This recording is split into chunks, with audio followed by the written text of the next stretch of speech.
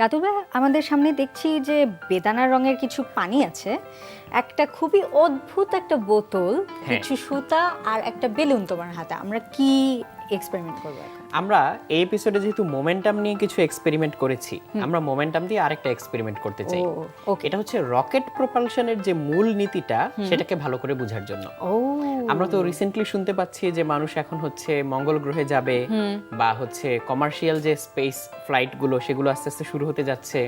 এবং সেদিন দেখলাম যে মানুষ এখন 3D প্রিন্ট করে রকেটের শেল পর্যন্ত বানাতে পারে, মেটাল 3D প্রিন্ট করে রকেটের শেল বানাতে পারে। যেখানে আগে একটা পার্ট তৈরি করতে 9 মাস লাগতো, সেটা হয়তো এখন 2 সপ্তাহে বানিয়ে ফেলতে পারবে। সো অনেক অ্যাডভান্সমেন্ট হচ্ছে। সো অনেকের মনে রকেট নিয়ে আগ্রহ তৈরি হচ্ছে। সো রকেট আসলে কিভাবে চলে তার ছোট্ট একটা অংশ আমরা এখন একটু পরীক্ষা করে দেখতে পারি। ওকে, যেমন সবচেয়ে সহজ জিনিস হচ্ছে একটা বেলুন। বেলুনটা যদি আমি ফুলাই, তারপর যদি ছেড়ে দেই, বেলুনের মুখ দিয়ে বাতাসটা অনেক জোরে বের হয়ে যায়। তাহলে বাতাস যেদিকে বের হয়, বাতাসের মোমেন্টাম বা ভরবেগ সেদিকে তৈরি হয়। তাহলে তার প্রতিক্রিয়া হিসেবে বা ফলশ্রুতি হিসেবে বাকি বেলুনটুকুর ভরবেগ তৈরি হবে বিপরীত দিকে। আমি ছেড়ে দিলে এটা চলে যাবে, এখন হাওয়া হয়ে যাবে। কিন্তু বাতাস তো আমরা বের হতে দেখতে পাই না, তাই না? কাজে আমরা বেলুনটাকেই শুধু যেতে দেখি। দেখো, বেলুনটা চলে গেল, সাথে সাথে চলে গেল। কিন্তু বাতাসটা যে বের হয়ে যাচ্ছে এটা তো আমরা দেখতে পাচ্ছি না। এইটা আমরা পরীক্ষা করে দেখার জন্য এই বোতলটা ইউজ করব। তবে এখানে আমরা বাতাস ইউজ করব না, আমরা ইউজ করব পানি। আর পানিটা যাতে দেখা যায় এই জন্য হচ্ছে লাল রং।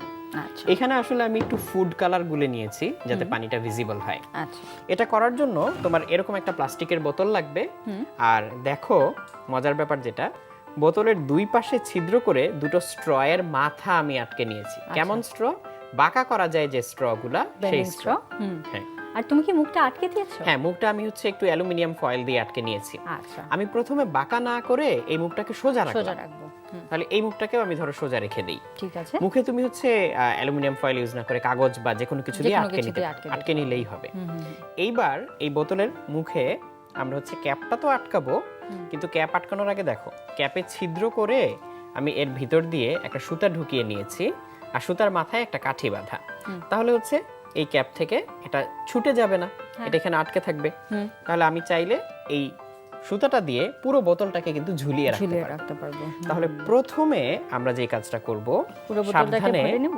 হ্যাঁ, একটা ট্রের মধ্যে রেখে এই বোতলটা ভরে নিব। আর আমাদের পাইপটা কমপ্লিটলি হয়তো ওয়াটার টাইট না, এই কারণে কিছু পানি হয়তো লিক করবে, বাট সেটা কোনো সমস্যার ব্যাপার না। আচ্ছা, বাট এটা কি বেটার হয় আমরা পুরোপুরি সিল করে ফেলতে পারলে? হ্যাঁ, পুরোপুরি সিল করে ফেলতে পারলে তো অবশ্যই বেটার হয়, কিন্তু খুলতেও পারতে হবে এটা আবার তোমাকে সময় মতো।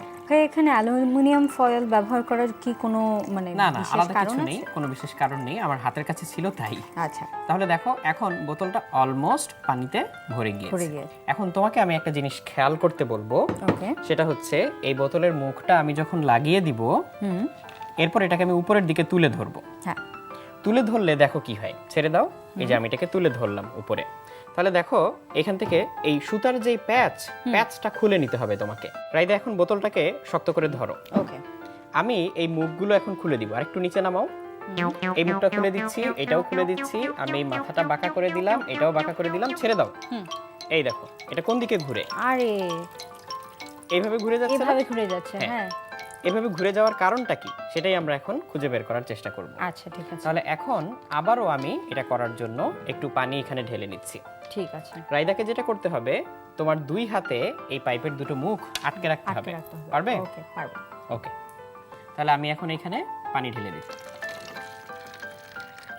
এতটুকু পানিতেই চলবে। আমি আবার মুখটা আটকে নিচ্ছি, আমি বললে তুমি সাথে সাথে ছেড়ে দিবে। আচ্ছা, রেডি, 1 2 3, ছেড়ে দাও। তাহলে দেখো এটা খুব সুন্দর করে এইভাবে ঘুরতে থাকে, তাই না? রাইটের দিকে ঘুরে তারপর হলো যাচ্ছে। তাহলে এটা ঘোরা শেষ করুক, তারপরে আমরা হচ্ছে এটা ব্যাখ্যা করব। এখন পানিটা কিন্তু শেষ।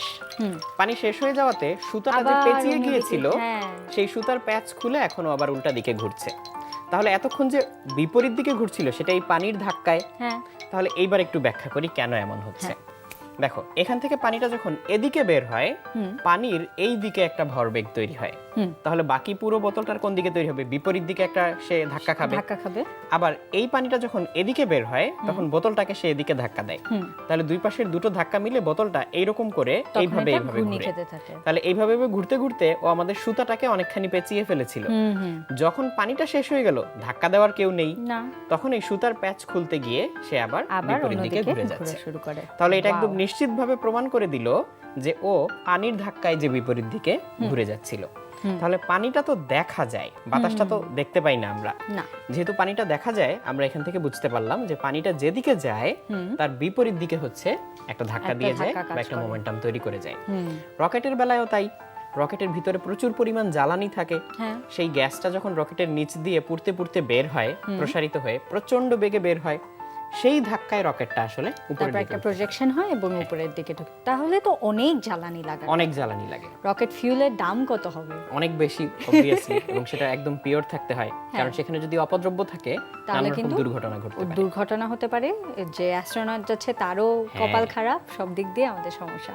তবে খুব মজায় মজায় কিন্তু আমরা আজকে শিখে ফেললাম বাসার কিছু ইনগ্রেডিয়েন্ট দিয়ে একটা এক্সপেরিমেন্ট করে যে কিভাবে রকেটের নীতি কাজ করে। আমরা কিন্তু খুবই গুরুত্বপূর্ণ কতগুলো নীতি আজকে শিখে ফেললাম, তাই না ভাইয়া?